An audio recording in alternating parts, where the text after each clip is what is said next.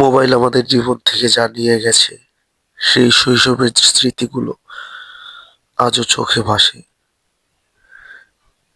সেই খেলাধুলা, আনন্দ, আমেজ, এগুলো সব মোবাইল নিয়ে গেছে।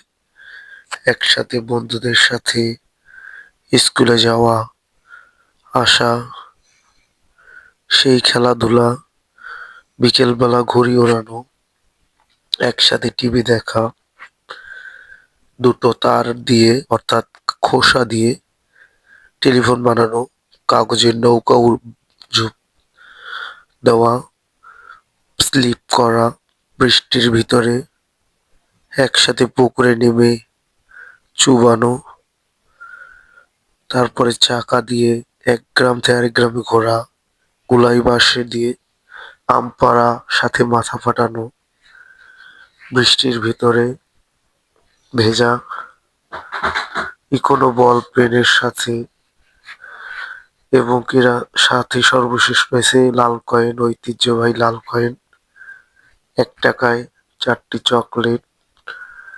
এই সব কিছুই মোবাইলে বিলুপ্ত করে দিয়েছে।